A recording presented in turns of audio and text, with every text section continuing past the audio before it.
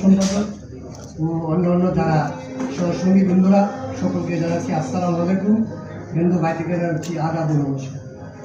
আসলে বর্তমান যিনি নব কমিটির সেক্রেটারি সাহেব উনি বলেছেন 22 বছর এই কমিটিটা চলমান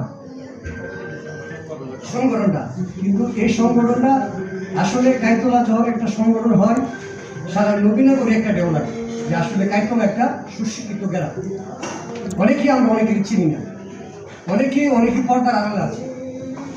বিশেষ করে এই বর্তমান কমিটির কাছে আমার একটাই অনুরোধ, গ্রামের সাধারণত মানুষজন অসহায় মানুষগুলো যেন উন্নয়নের ছোঁয়াটা পায়।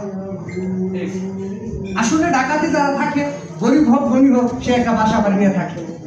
গ্রামে বহু দরিদ্র আছে শীতের সময় অনেক কষ্ট করে, তারা অনেকের চিনিও না, নাম্বারও দেয় না, তারা কার কাছে যাবে?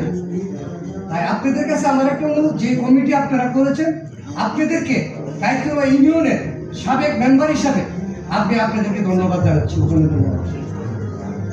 আসলে অনেকের নাম আছে, মহাসিন স্যার ওনার অনেক সভাতে আমি বক্তব্য দিয়েছি, সৈয়দ তুবাদুল সাহেব ওনার সভাতে আমি অনেক বক্তব্য দিয়েছি। শুধু একটাই অনুরোধ, আপনাদের জ্ঞান দেওয়ার ক্ষমতা আমার নাই। টোটাল কাইতলাতে 9টা ওয়ার্ড, এই 9টা ওয়ার্ডের সাধারণত মানুষ যদি উন্নয়নের ছোঁয়াটা পায় তাইলে কিন্তু তাদের প্রত্যেককে দোয়া আসবে এবং রহমত বরকত আসবে। আর আজকে যারা এই কমিটিতে আছেন, এই যুগের পর যুগ এইখান থেকে আপনারা কাইতলার নেতৃত্ব দিবেন, এটাই স্বাভাবিক আর এটাই বাস্তবতার জীবন মানতে হবে। কেউ আসবে, কেউ আবার ট্রেন লাইনে আমরা ঢুকাইতে হবে, মানে এটাই নিয়ম।